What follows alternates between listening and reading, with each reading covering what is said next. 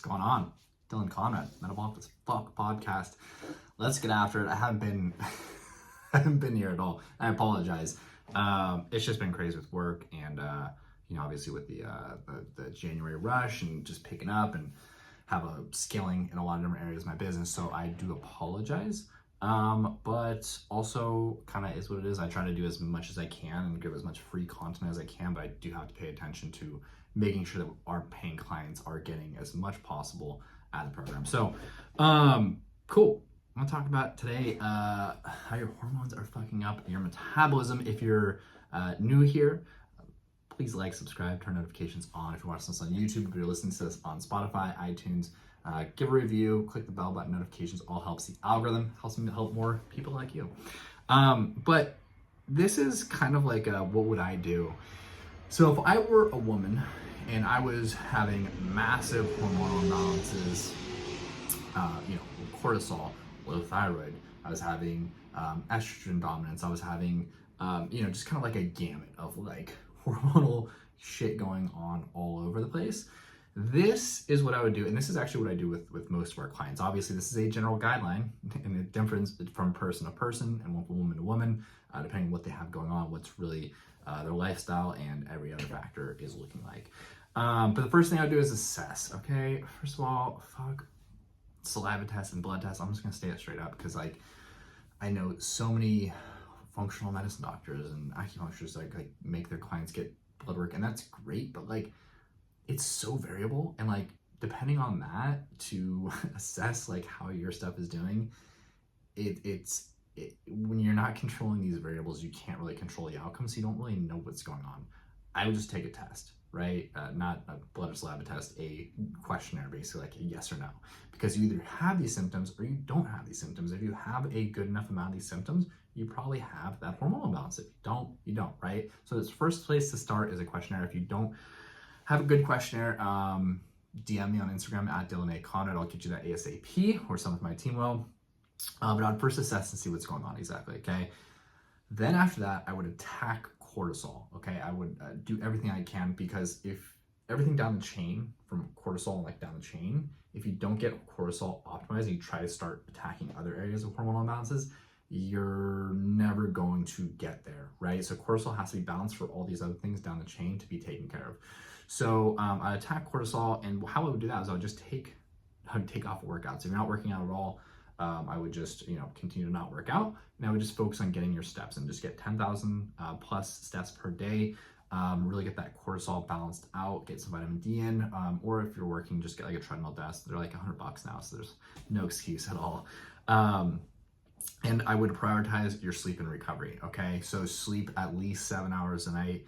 If you're waking up, you need to address what is the fundamental root cause of that.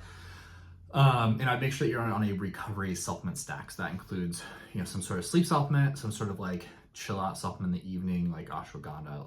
We use Burn PM because that has like a really good recovery stack in the evening with Sleep Multiplier. And then I would also get on, some good branched chain amino acids, just to like kind of make sure you're getting all those amino acids, all the proteins in there, okay?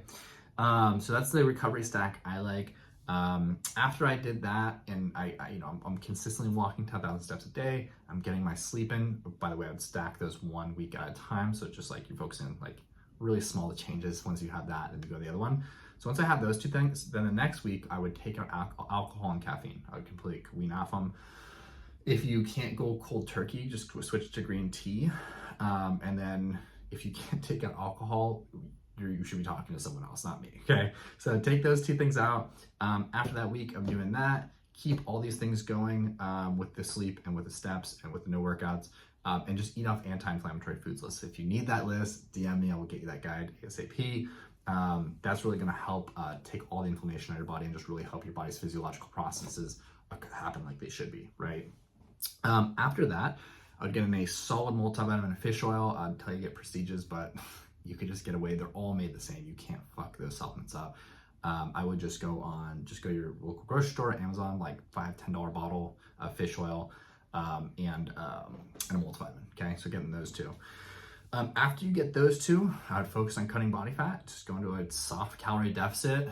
Make sure you're getting your nutrients up. Make sure you're eating off the anti-inflammatory food list. and just get into a safe, not safe, a healthy body fat percentage. So if you're a woman, you're probably looking like 20-25% body fat, measured on a DEXA or with a, someone who can assess that with their eye, and what body fat percentage you are.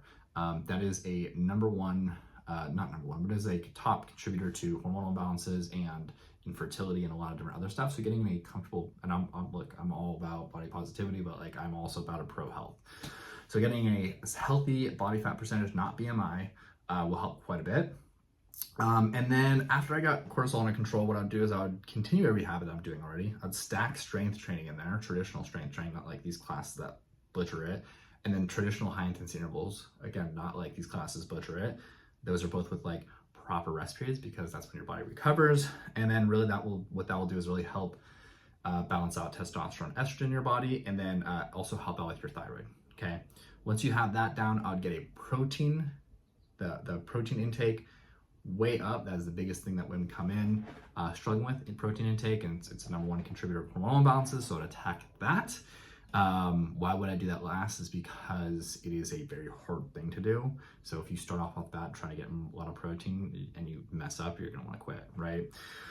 Then I would just refocus on a reverse diet, building their metabolism up, eating more food, getting stronger, building muscle, building strength. And from that point on, I would also make sure a couple things, you're reassessing that your hormones every 2 to 4 weeks, kind of seeing how everything's moving along, making adjustments online. So that's what I would do. That's basically how I would basically boost my metabolism back up and get my hormones all balanced out if I was a woman who was struggling with that. So anyways, hope this helps. Love y'all, and like and comment.